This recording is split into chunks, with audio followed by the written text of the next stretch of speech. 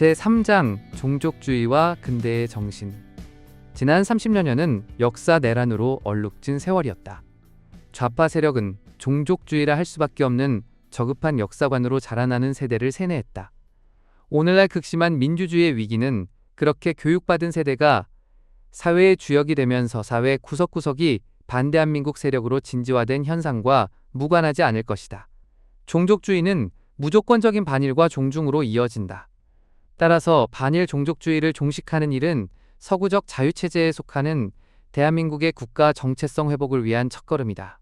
종족주의를 극복하지 못하는 한 대한민국은 근대국가가 아니다.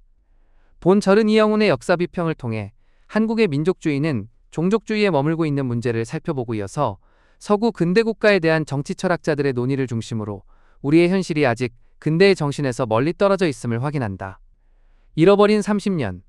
윤석열 대통령은 짧은 재임 기간 중 한미일 삼각동맹의 새로운 지평을 열었지만 어쩌면 바로 그것 때문에 중공단교와 양해각서, MOU까지 맺는 종중 반국가 세력의 거센 공격을 받은 것인지도 모른다. 미국 캠프 데이비드에서 윤석열 대통령은 사실상 한미일 3국의 중심이었다.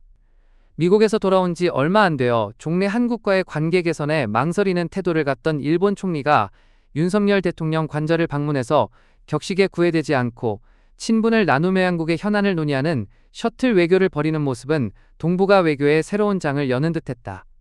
한미 동맹이 제대로 작동하려면 한미일 삼각체제가 필수 전제 조건이다. 그러나 그동안 한일 간은 위안부 문제 징용공 문제를 비롯한 수많은 왜곡된 과거사 문제로 한 발짝도 가까워질 수 없는 상태였다. 그러나 이영훈 교수 등 사실을 추구하는 자유우파학자들의 연구가 축적되면서 이들 과거사 주장에는 수많은 거짓과 왜곡이 있음이 밝혀졌다. 1993년 김영삼 대통령은 그의 취임사에서 피눈물보다 진하며 어떤 동맹도 민족을 대신할 수 없다 라고 주장했다. 이후 20년간 지난 문재인 정부에 이르기까지 이 나라를 지배한 것은 일종의 종족주의였다. 종족주의란 민족주의를 종족 개념으로 협소하게 해석한 열등한 수준의 민족주의를 말한다. 근대 서양의 기독교 제국이 쇠퇴하고 각각의 민족 국가들로 성립하면서 민족주의, 내셔널리즘과 맹위를 떨치던 역사가 있었다. 그러나 그들의 민족주의는 남북한과 같이 상이한 국가체제를 함께 아우르는 것은 아니다. 한국의 민족주의는 일본에 대한 적개심을 본질로 하여 국가체제를 불문하고 우리 민족끼리 뭉쳐야 한다는 것이므로 종족주의라고 달리 부르는 것이다. 이렇게 한국에서 우리 민족끼리를 주장하는 말 속에는 국가 개념이 실종되어 있다. 중세 이후 16세기에 근대의 성립과 함께 교회가 지배한 중세의 보편주의를 극복하고 각 지역에서 근대 국민국가가 성립할 때 민족계 네이션이라는 새로운 공동체가 함께 성장했다. 그런 점에서 민족은 서유럽 근대 국민국가와 함께 생겨난 상상의 공동체다. 민족이라는 상상의 공동체는 근대 국가로서 교회나 국가귀족의 압제로부터 개인의 자유를 보호하고 육성하는 긍정적인 역할을 했고 20세기 들어서서는 나치와 같이 인종주의에 오염되기도 했다. 20세기의 민족주의는 약소민족을 멸시억압하고 지배수탈하는 제국주의 이데올로기로 전락했으며 그로 인해 두 차례에 걸친 세계대전을 겪어야 했다. 제2차 세계대전 이후 민족주의는 선진국에서 해체되고 오늘날 선진국에서 민족주의의 어두운 그림자는 찾아보기 힘들다. 국가 내 다양한 인종이 살면서도 함께 같은 국민이라는 정체성을 공유하며 자유롭고 융합하는 사회를 만드는 것이 오늘날의 민족국가다. 그런데 한국에서는 유독 민족주의가 종족주의로 퇴화하여 맹위를 떨치고 있다. 20세기 초 나라를 잃은 한국인은 민족이나 민족주의라는 세 단어를 접하면서 민족 또는 민족주의가 무엇을 이야기하는 것이 곧 추구하는 모습은 어떤 나라인지, 한국인의 전통과 어떤 역사적 관련을 갖는지에 대한 엄밀한 분석은 없었다. 최근 한국인의 정체성에 대한 역사적 분석이 이루어진 예가 있다. 정치학자 함재봉은 근현대 역사 속 한국인의 정체성 형성을 규명한다. 그는 조선인과 구분되는 한국인의 5가지 정체성으로 서친 중 위정척사 파친일, 개화 파친 미 기독교 파친소, 공산주의 파인종적 민족주의, 종족주의로 구분하여 제시했다. 그러나 대한민국 건국 후에도 여전히 한국인이 현실 정치에서나 대외관계에서 한국 민족이나 민족주의를 말할 때 그것은 조선왕조 이래 조상으로부터 물려받은 종족의 감정에 지나지 않는 것을 알 수 있다. 특히 좌파의 민족감정은 일본에 대한 불변의 적개심을 본질로 하는 것일 뿐 그 이상도 이하도 아니다. 다시 말해 한국의 민족주의는 서유럽이나 근대 일본에서 보는 국가에 대한 애국심은 희박하거나 오히려 없는 것으로 보인다. 김영삼 대통령의 피는 물보다 진하며 어떤 동맹도 민족을 대신할 수 없다. 라는 말 속에 애국심은 어디에도 찾을 수 없다. 예를 들어 이 말대로라면 만약 어떤 정치 지도자가 북의 주적에게 어떤 여적죄를 저질러도 피는 물보다 진하다며 책임을 물을 수 없는 지경이 될 것이다.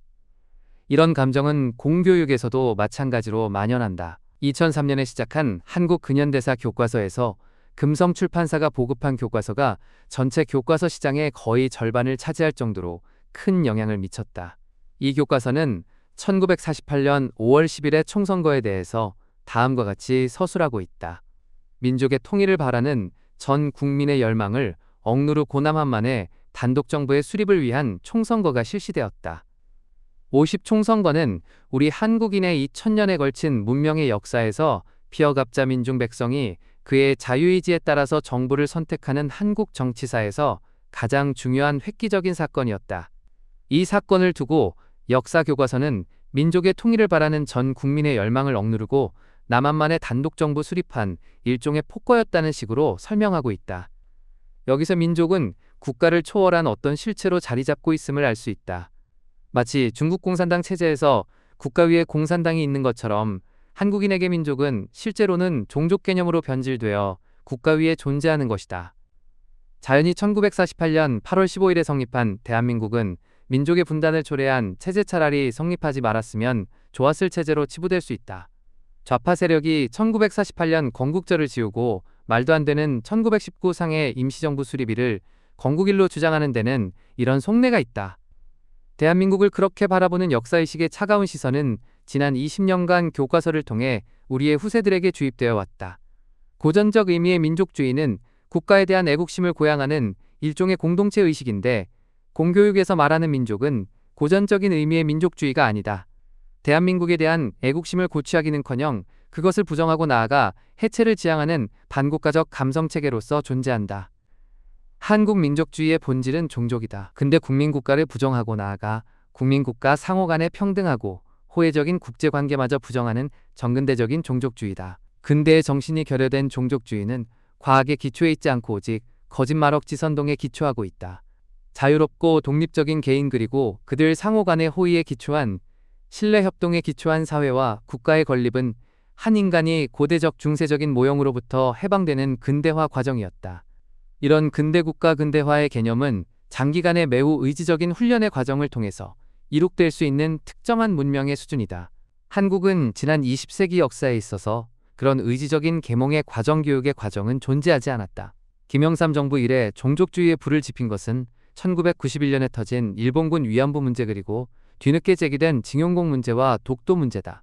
이영훈 교수 등은 반일 종족주의 반일 종족주의의 역사내란이라는 두 책의 출간을 통해서 한국 종족주의의 상징인 이 세 가지 주장이 모두 커다란 허구임을 의도적으로 만들어진 거짓임을 밝혔다.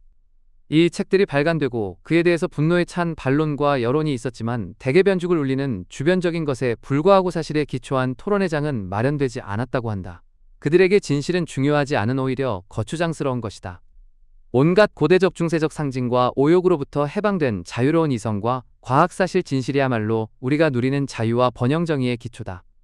사실이 공공연하게 무시되고 거짓말과 속임수 억지가 횡행하면 결국 그것들은 우리의 이성을 마비시키고 우리의 감성을 지배하게 되며 이는 만성적인 폭력 상태로서 이런 사회는 자유가 질식되고 우리의 성장과 진로를 가로막는다. 이는 일종의 역사 내란에 의한 속박이다. 지난 30년의 역사가 그러했다. 그 사이에 종족주의적 반국가 교육을 받은 세대가 국가와 사회의 중심계층으로 성장했다. 그들은 무너지지 않는 견고한 정치적 연대를 형성했다. 종족주의적 거짓말 선동과 위선이 하나의 만성적인 폭력이 되어 우리를 짓누르고 있는 현실이 우리의 눈앞에 생생한 모습으로 펼쳐지고 있다. 지난 30년간 한국의 정치와 교육이 만들어낸 종족주의 문화, 그로 인해 잃어버린 30년을 어떻게 극복하고 되찾을 수 있을까? 우리를 에워싸고 가두고 있는 이 종족주의 장벽의 감옥을 어떻게 해체하고 부술 수 있을까? 한국인의 정체성 회복의 가장 큰 과제는 종족이라는 우상에서 풀려나는 것이다.